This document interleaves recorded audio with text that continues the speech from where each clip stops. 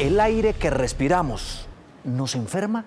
Chimeneas que ruedan sin control, operativos ambientales insuficientes, un fenómeno cada vez más asfixiante es la contaminación.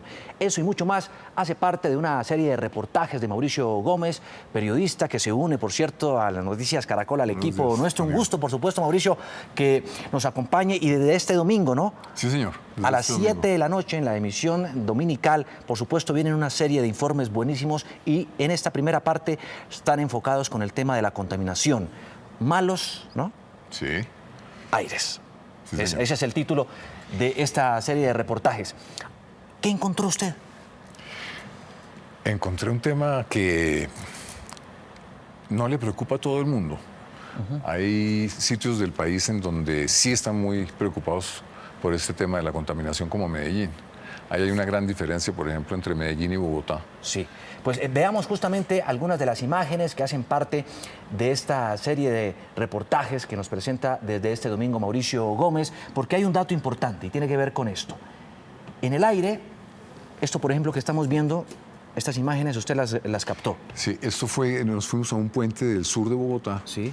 Para ver los modelos viejos con un Mario Mayorga, que es un experto en modelos de camiones y todo lo demás. Y con eso nos dimos cuenta que había mucho camión destartalado que está circulando. Este gráfico, por ejemplo, corresponde a que en el aire puede haber hasta 15.000 componentes y solo se han estudiado hasta ahora 300. O sea, muestra que hay un gran desconocimiento. Un 2% ínfimo, ¿no? Muy poquito. Sí. Y entre más se estudia el aire, hay noticias graves, como por ejemplo esta, que la Agencia de Protección Ambiental de Estados Unidos tenía hasta hace 2 años 60 contaminantes que vienen de los vehículos, del diésel especialmente, y hace 2 años subieron esos 60 contaminantes a 120. O sea, entre más se estudia, más se descubre que el aire está en mal estado. Claro, y si son casi 15.000, pues evidentemente de estudiarse podrían encontrarse más, ¿no? Sí, componentes. no necesariamente contaminantes, pero sí. Lo que muestra es que sabemos todavía muy poco sobre el aire. Claro. Hablemos de otro punto que me parece a mí muy importante como parte de toda esta investigación que usted ha realizado. En Bogotá, ¿los controles que se hacen realmente funcionan? No. Bogotá es una ciudad que tiene, y lo dicen ellos, 5 patrullas haciendo controles de emisiones para más de 2 millones de vehículos. Entonces ellos alcanzan ¿5 patrullas apenas? Apenas. Ellos alcanzan a revisar entre 50 y 60 vehículos al día. O sea, y paran además a los vehículos que no son los grandes contaminantes. Uno ve precisamente muchas chimeneas que ruedan y no nadie las para. Sí. ¿Por qué no los paran? Paran en realidad a un Mazda que puede tener 10 años, o que no son los grandes contaminadores del aire en este momento, un automóvil tan reciente, cuando hay camiones que tienen 40, 50, 60 años o más que siguen circulando sin que nadie los moleste. Mauricio, tenemos participación de nuestros televidentes a esta hora de la mañana. Veamos lo que pregunta Paola García. Dice, claro que sí, la producción de humo contaminante de los vehículos y fábricas nos afecta bastante. Además, la falta de árboles y las talas también nos dejan muy pocas opciones, ¿no? ¿Algo de eso en el reportaje? Yo creo que pues ella sí está consciente, ¿no? Hay mucha gente que ya lo toma como parte de la vida, o sea, que los Transmilenios y los camiones nos echen esas duchas negras, se volvió parte de nuestra vida, lo cual es muy grave. Es muy grave. Es decir, ¿controles y operativos funcionan, usted diría? Yo diría que no. No. Eso, digamos, muestra buena parte de esta investigación periodística. El certificado técnico-mecánico. Ay, ahí sí hay un problema serio porque... O sea, peor. Sí, es grave porque el certificado tecnomecánico desgraciadamente todavía se puede comprar, ¿no?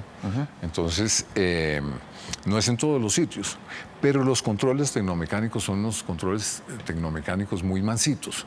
O sea, al automóvil lo ponen en una superficie plana, desocupado, no simula las condiciones en las que va a estar rodando en las carreteras. Claro, entonces, por cualquier cosa le dan un certificado que en otros países no se lo darían para nada, ¿no? O sea, ¿es efectivo el certificado? No, no es efectivo. Además, porque los controles tecnomecánicos que se le hacen a los vehículos diésel no miden las emisiones, sino el color de los gases.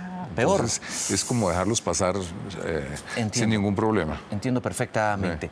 Medidas, por ejemplo, como el pico y placa, uno pensaría funcionan. El pico y placa funciona porque necesariamente hay muchos automóviles que se quedan entre los garajes y no están polucionando.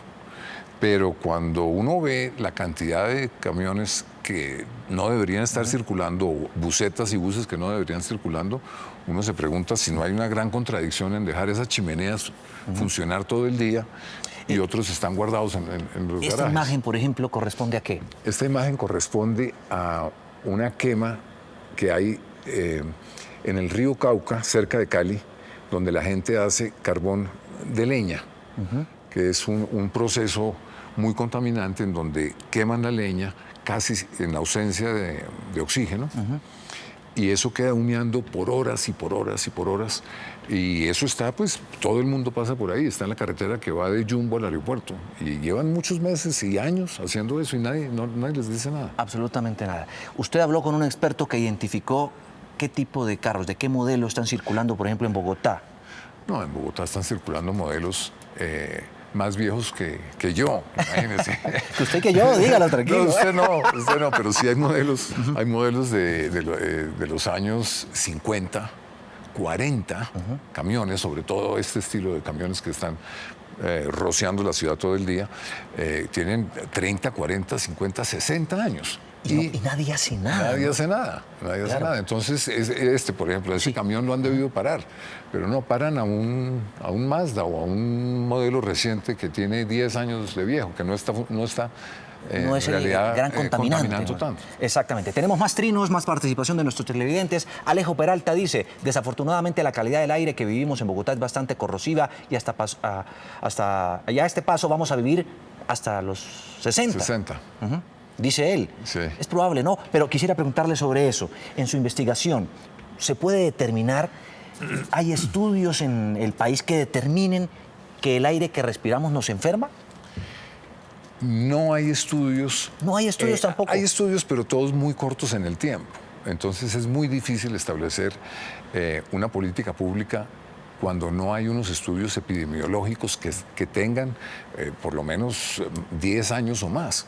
Entonces, hay ese problema grande de que no hay estudios confiables y por eso no se puede determinar una política. Y también el problema de los estudios, hay varias aristas que le salen a los estudios sobre la contaminación del aire, y es que hay gente que ha sido fumadora, por ejemplo, y que empieza a sufrir por la polución. Y los médicos en un momento dado no saben qué tanto ha sido el cigarrillo o qué tanto es el aire que están respirando en las calles. Veamos unas imágenes de Medellín. Usted también recorrió las calles de la capital antioqueña, donde sí que se han tomado una serie de medidas debido al alto grado de contaminación del aire. Como esto, por ejemplo. Estos son quemas que ve uno constantemente alrededor de Medellín. Esto ya es una fábrica. En Medellín son más conscientes del problema que en Bogotá, mucho más conscientes. Y allá se han tomado acciones para cerrar las fábricas que no cumplen con los estándares. Los estándares colombianos son muy relajados. Allá han renovado, por ejemplo, el 65% de los vehículos de transporte público. Los Transmilenios, los equivalentes a los Transmilenios en Medellín ya son a gas. Ellos tienen el mejor diésel del país por un compromiso que tiene Ecopetrol con ellos. Tienen pues desde hace 23 años un metro que no tiene ninguna otra ciudad del país. Tienen además 4 sistemas de cables, tienen el único tranvía eléctrico. Y a pesar de todo eso y todos los esfuerzos que se han hecho, tiene el problema Medellín de estar metida entre una cubeta que impide que el viento desplace la polución. Entonces muchas veces lo que le pasa es que como si le hubieran puesto una tapa al techo de Medellín y se queda ahí acumulada la polución. Ese es el problema serio de Medellín. Y rápidamente para despedir, unas imágenes de Sogamoso, Boyacá, porque también en sus informes muestra que sí se puede. Sí, estos eran unos hornos a carbón que han cerrado de ladrilleras y de gente que hace la cal. Todos esos hornos, desde hace unos 4 años, hubo un gran pacto entre los industriales, las grandes industrias y los pequeños, como los ladrilleros, para cerrar los hornos a carbón, lo cual por primera vez en la historia del país, una región logró bajar la contaminación del aire. Y ese es el caso de Sogamoso, que la bajaron no solo a lo que llaman las normas nacionales, sino muy por debajo de las normas, luego. Sí. No todo está perdido. Bueno, pues es Mauricio Gómez. Hombre, Mauricio, usted es un referente periodístico en el mundo de la televisión. Para muchos de nosotros, los periodistas colombianos, somos tendencia a esta hora en Bogotá. Y, por supuesto, desde este domingo a las 7 de la noche, todas estas piezas periodísticas con Mauricio Gómez. El buen periodismo, por supuesto, también tiene un gran espacio aquí en Noticias Caracol. Y, Mauricio, ¿lo deja usted a uno con ese panorama sin aliento?